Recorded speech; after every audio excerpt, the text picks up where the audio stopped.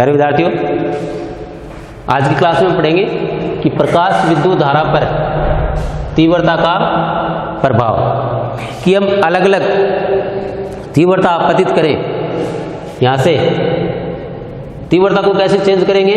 स्रोत की दूरी को चेंज करके। इस स्रोत को दूर ले जाएंगे, तीव्रता कम हो जाएगी। स्रोत को पास में लाएंगे, तीव्रता बढ़ जाएगी। तो प्रकाश विद्युत धारा पर तीव्रता का क्या प्रभाव पड़ता है वो हम देखते हैं। यदि तीव्रता बढ़ती है, तीव्रता बढ़ती है, इसका मतलब इस उत्सर्जक पट्टिका पर आपतित फोटोनों की संख्या बढ़ेगी।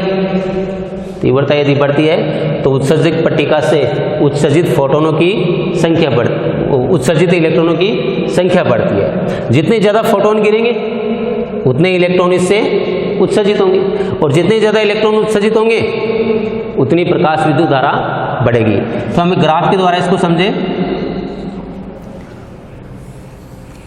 इधर पॉजिटिव विभव, इधर नेगेटिव विभव, और ये 0।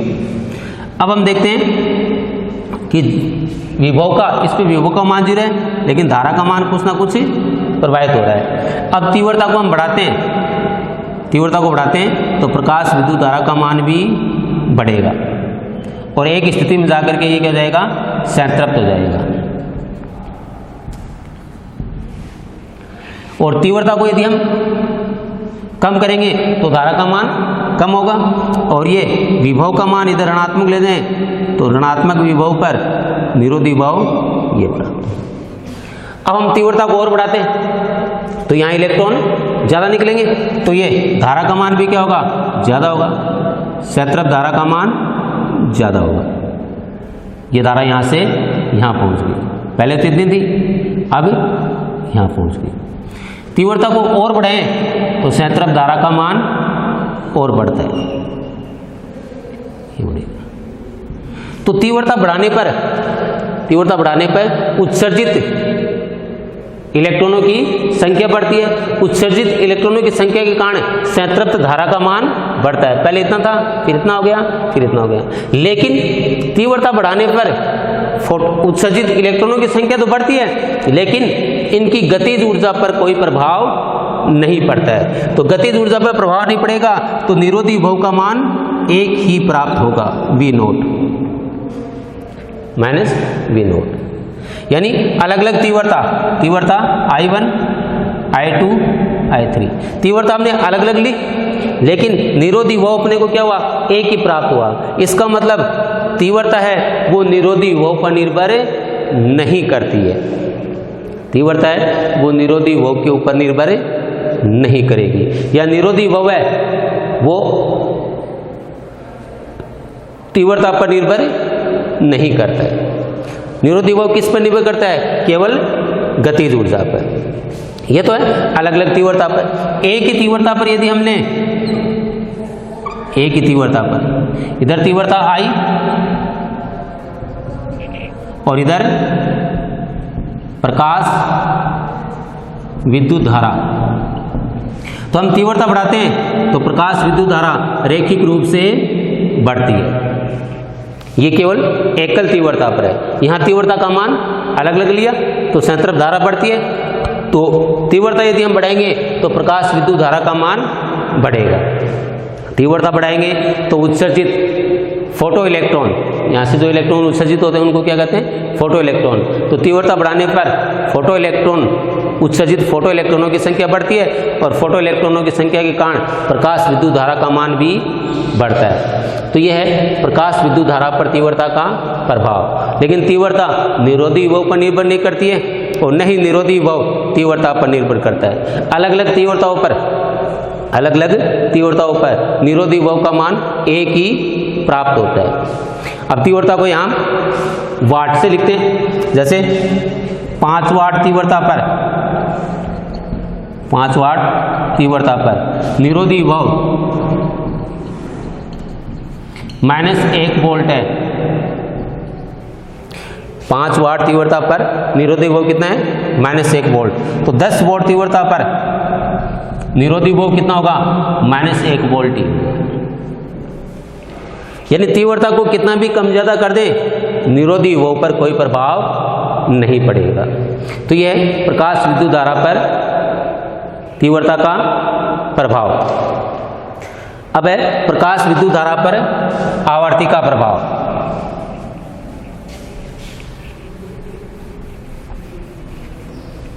प्रकाश विद्युत धारा पर किसका?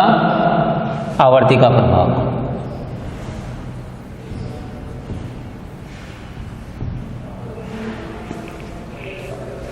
तो प्रकाश विद्युत धारा पर तीव्रता का प्रभाव हमने पढ़ा, तो उसमें तो क्या करते हैं, आवर्ती को नियत रखते हैं।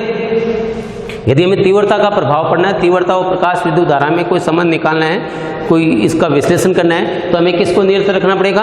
आवर्ती को। अब प्रकाश विद्युत धारा पर आवर्ती का प्रभाव पढ़ना है तो अपने को किसको नियत रखना पड़ेगा? तीव्रता को। तीव्रता नियत रखनी होगी, यानी स्रोत को एक जगह ही रखना होगा, स्रोत को आगे या पीछे नहीं करना है। केवल क्या करना है? स्रोत बदलना है। क्या करना है? स्रोत बदलना है। स्रोत बदलने से क्या हो जाएगा? आवर्ती बदल जाएगी। यदि हम स्रोत को बदल देंगे तो क्या हो जाएगी? आवर्ती बदल जाएगी। अब देखिए, आवर्ती बदल रही है,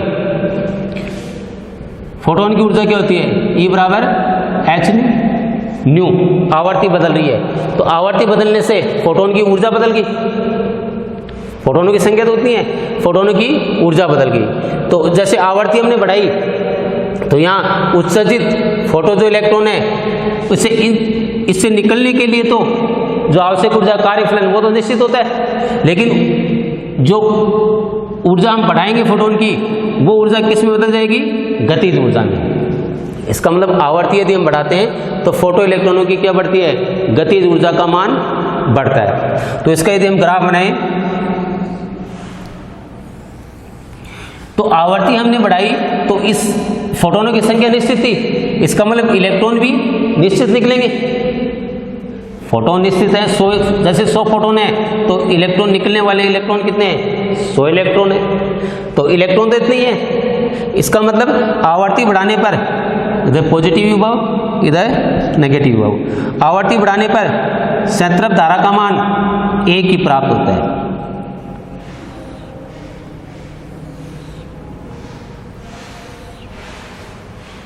आवर्ती हम बढ़ाएंगे तो संतृप्त धारा का मान एक ही प्राप्त होता है। क्यों? क्योंकि फोटोन तो निश्चित ही निकलते हैं, फोटोनों की संख्या में कोई वृद्धि नहीं हो रही है। वो इलेक्ट्रॉन निश्चित ही निकल रहे हैं, फोटोन निश्चित आपतित हो रहे हैं, तीव्रता नियत है, फोटोन निश्चित आपतित हो रहे हैं, तो इससे उत्सर्जित फोटो जो इलेक्ट्रॉन है उनकी संख्या भी क्या होती है? निश्चित होती है। तो संतृप्त धारा तो सेम ही रहेगी, लेकिन इनकी गतिज ऊर्जा यदि आवर्ती बढ़ाते हैं, जैसे आवर्ती ν1, ν2, ν3, यदि आवर्ती बढ़ाते हैं तो इनकी गतिज ऊर्जा क्या हो जाएगी? बढ़ जाएगी। तो गतिज ऊर्जा बढ़ जाएगी तो उन इलेक्ट्रॉनों को रोकने के लिए इधर निरोधी विभव का मान भी बढ़ेगा। तो ये -V01, -V02, -V03, यानी आवर्ती हम बढ़ाते हैं तो निरोधी विभव का मान भी बढ़ता है। आवर्ती यदि हम बढ़ाएंगे तो निरोधी विभव का मान भी क्या होगा? बढ़ेगा। इसका मतलब निरोधी विभव है वो किस पर निर्भर करता है? आवर्ती पर निर्भर करता है। अब निरोधी विभव पर आवर्ती का प्रभाव।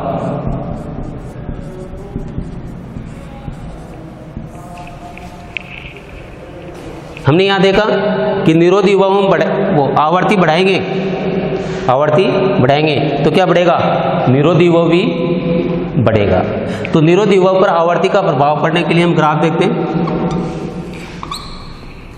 तो आवर्ती बढ़ाते हैं तो निरोधी विभव का मान भी क्या होता है? रैखिक रूप से बढ़ता है। इधर हमने आवर्ती, इधर क्या लें? आवर्ती, और इधर निरोधी विभव V0। जैसे अलग अलग धातु के लिए, कोई एक धातु है ये धातु A, इसकी देहली आवर्ती ν0 A, क्योंकि देहली आवर्ती से कम आवर्ती पर तो फोटो इलेक्ट्रॉन उत्सर्जित नहीं होंगे। दूसरा ये B, धातु B, इसके लिए ν0 B। ये आवर्ती 0, इस पर निरोधी बहु कितना होगा 0। देली आवर्ती से कम आवर्ती में फोटो इलेक्ट्रॉन उत्सर्जित नहीं होते, तो प्रकाश विद्युत धारा यहाँ से बढ़ती है, यहाँ से शुरू होती है। तो यहाँ से यदि हम आवर्ती का मान बढ़ाएंगे तो निरोधी बहु का मान भी बढ़ेगा। तो धातु A और ये धातु B, दो अलग अलग धातु के लिए ग्राफ दे रखा है। कौन से धातु की देली आवर्ती ज़्यादा है? B की। कम कौन सी धातु की देली आवर्ती है? A की। देली तरंग दैर्घ्य ज़्यादा किसकी है? A की। देली तरंग दैर्घ्य और देली आवर्ती व्युत्क्रम होते हैं। देली तरंग दैर्घ्य कम किसकी है? B की।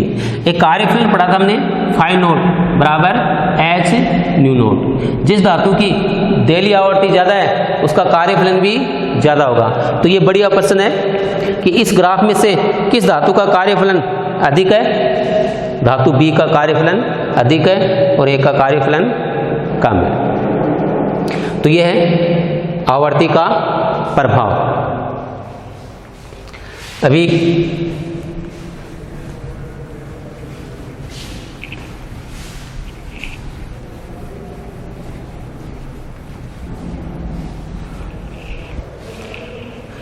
जैसे एक देली आवर्ती, एक क्वेश्चन आया था अभी नीट की एग्जाम जो लगी है कल परसों में, उसमें एक क्वेश्चन आया था इसी पर कि किसी धातु की देली आवर्ती न्यू नोट है। देली आवर्ती कितनी है? New note. इसकी 1.5 गुना आवर्ती का प्रकाश आपतित किया जाता है।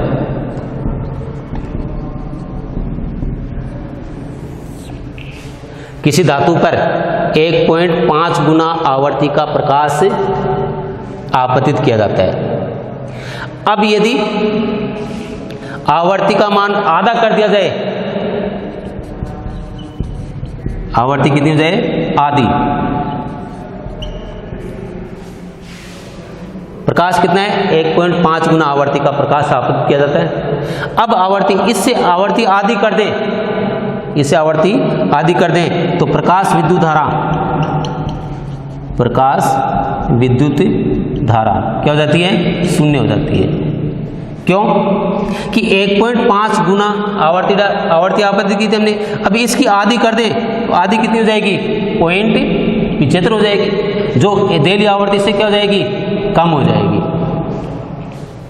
प्रकाश यदि इससे आधी हम करें, देली आवर्ती को इससे आधी करें तो जो आवर्ती है वो देली आवर्ती से क्या हो जाएगी? कम हो जाएगी। तब प्रकाश विद्युत धारा का मान क्या हो जाएगा? शून्य हो जाएगा। ये नीट में प्रश्न आया था अभी कि किसी धातु पर जो प्रकाश आपतित है वो देली आवर्ती का 1.5 गुना आवर्ती का प्रकाश आपतित है। अब यदि इसकी आवर्ती को आधा कर दें तो प्रकाश विद्युत धारा कितनी हो जाएगी? शून्य हो जाएगी। तो इसका ऑप्शन क्या था? शून्य आंसर था इसका। इसमें 2-3 प्रश्न आते हैं नीट में, अच्छा टॉपिक है, इसको थोड़ा सा सही ढंग से समझना। तो ये प्रकाश विद्युत धारा पर आवर्ती का प्रभाव। तो ये 3 चीजें देखनी है आपको। आवर्ती बढ़ेगी तो इलेक्ट्रॉनों की गतिज ऊर्जा बढ़ेगी, आवर्ती बढ़ेगी, गतिज ऊर्जा बढ़ेगी और निरोधी विभव बढ़ेगा, निरोधी विभव बढ़ेगा। ये तीनों एक दूसरे पर निर्भर करते हैं। लेकिन तीव्रता इन तीनों पर निर्भर नहीं करती है, नहीं, ये तीनों तीव्रता पर निर्भर करते हैं। तीव्रता अलग है। एक धातु का कार्यफलन वो भी फिक्स होता है, वो भी इन पर निर्भर नहीं करेगा। धातु का कार्यफलन, प्रत्येक धातु का कार्यफलन है वो क्या होता है? फिक्स होता है। तो कार्यफलन भी इन राशियों पर निर्भर नहीं करता है और नहीं ये राशियां कार्यफलन पर निर्भर करती हैं। ये ध्यान रखें, ये तीनों एक दूसरे पर निर्भर करती हैं। तीनों में से एक बढ़ेगी तो 2 इसके साथ साथ बढ़ेंगी, तीनों एक साथ बढ़ती हैं, तीनों एक साथ घटती हैं। तीव्रता अलग है, वो तीव्रता इन पर निर्भर नहीं करेगी और कार्यफलन तो फिक्स होता है, ये तो किसी राशि पर निर्भर नहीं करता है। तो यह है प्रकाश विद्युत प्रभाव की घटना, और इसमें प्रकाश विद्युत धारा पर आवर्ती का, तीव्रता का, विभव का क्या क्या प्रभाव पड़ता है। अब हम प्रकाश विद्युत प्रभाव के निष्कर्ष देखेंगे। निष्कर्ष यही है कि कौन सी राशि कौन सी पर निर्भर करती है और कितना प्रकाश आपतित करने पर प्रकाश विद्युत धारा प्रवाहित होगी या नहीं होगी। ये लेंगे हम अगली क्लास में। धन्यवाद।